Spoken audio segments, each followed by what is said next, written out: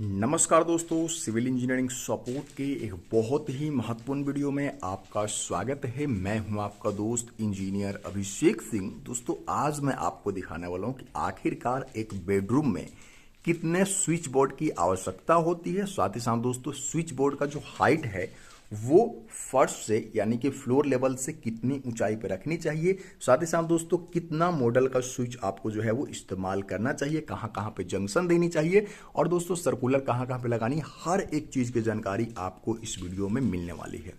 Suppose दोस्तों ये एक मास्टर बेडरूम है, मतलब कि उस बेडरूम में बाथरूम भी अटैच है, तो उसके अकॉर्डिंग दोस्तों मैं आपको दिखाता हूं कि कौन कौन से स्विच कहां पे होने चाहिए ताकि बिल्कुल यूजर फ्रेंडली हो, यानी कि आपको इस्तेमाल करने में किसी प्रकार की कोई दिक्कत ना हो। दोस्तों सबसे पहले बात कर लेते हैं दरवाजा से, ये स्टार्ट करते हैं। तो जैसा कि आप देख सकते हैं दोस्तों, ये दरवाजा है, ठीक है।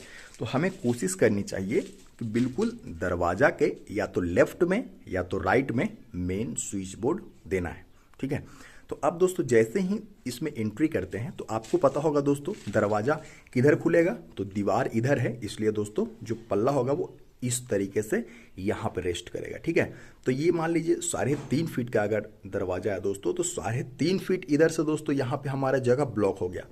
यहाँ पे कोई भी स्विच नहीं देंगे क्योंकि वो स्विच दरवाजे के पीछे हो जाएगा। तो अब हमारे पास एक ही ऑप्शन बचता है, वो है कि दाहिने साइड वाला जो जगह है वहाँ पे दिया जाए। तो मैं आपको दिखा रहा हूँ, बिल्कुल विजुअलाइज करते चलिए दोस्तों ताकि आपको किसी प्रकार की कोई दिक्कत ना हो। ये देखिए, इधर से मैं दिखा देता हूँ। ये देखिए, इधर से हमारा 3.5 फीट का जगह ले रहा था, ठीक है। इसलिए दोस्तों उसके बाद अगर स्विच लगाया जाता थोड़ा सा यूजर फ्रेंडली नहीं होता, इसलिए दोस्तों दाहिने साइड में बिल्कुल एंट्रेंस के बगल में 12 मॉडल का जो है वो स्विच लगाया गया। मतलब 12 मॉड्यूल, मतलब 12 स्विचेज इसमें इंस्टॉल हो सकते हैं, ठीक है।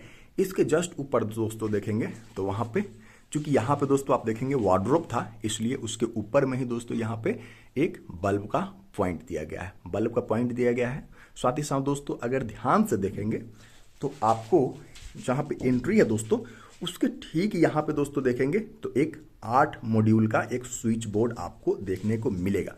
तो इसका क्या काम है, बिल्कुल दरवाजे के बगल में।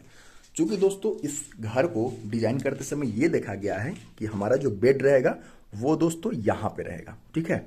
उस वाले कॉर्नर पर दोस्तों बेड लगाया जाएगा, ठीक है। बेड लगाने के लिए वास्तु वगैरह की जानकारी होनी चाहिए, साथ ही साथ डायरेक्शन की जानकारी होनी चाहिए दोस्तों, किधर सिर होगा इस तरीके से, ठीक है। तो बेड हमारा यहाँ पे आ रहा है, ठीक है। इसलिए दोस्तों ये जो स्विच है इसका इस्तेमाल एज ए बेड स्विच के तौर पे होगा। और इसकी जो ऊंचाई है दोस्तों वो जमीन से फ्लोर लेवल से 2.5 फीट की ऊंचाई पे दोस्तों ये बेड स्विच आप दे सकते हैं, ताकि यहाँ पे एक छोटा सा टेबल आप रख सकें, उसके ऊपर लैंप रख सकते हैं, मोबाइल वगैरह चार्ज करने में आसानी होगी, बेड के काफ़ी नज़दीक रहेगा, ये चीज़ें देख सकते हैं।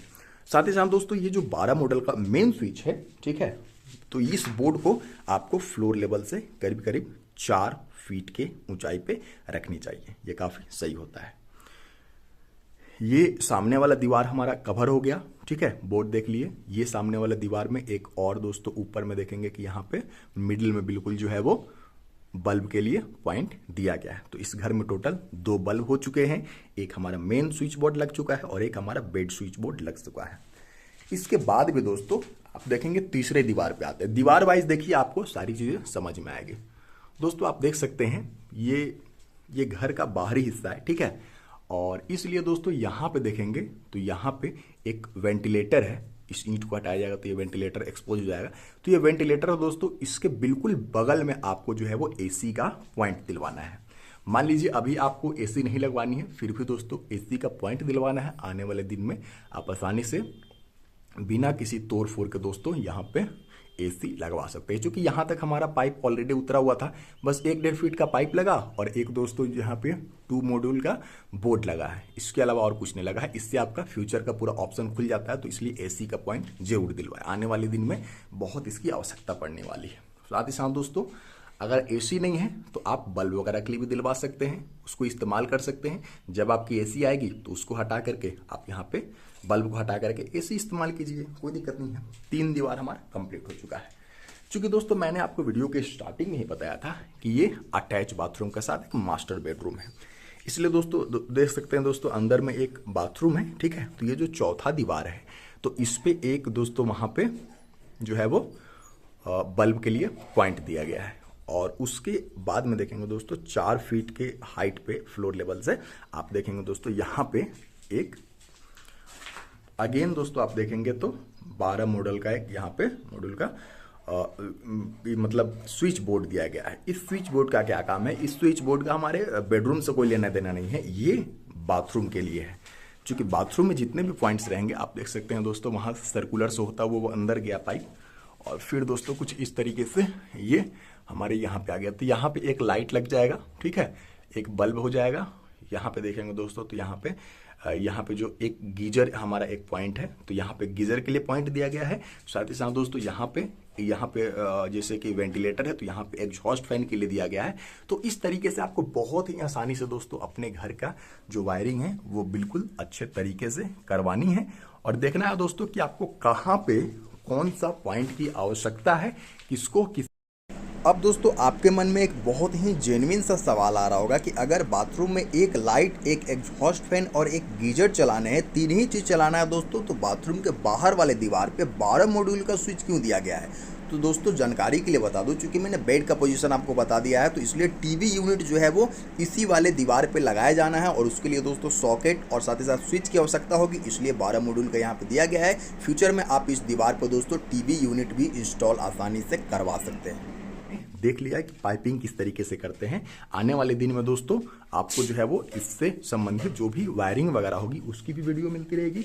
और साथ ही साथ दोस्तों ये जो आर्थिंग वायर है, ये जो पीसीसी वायर है दोस्तों, आप देख सकते हैं यहाँ पे कॉपर इस पे है, बाहर से कॉटन लपटा हुआ होता है।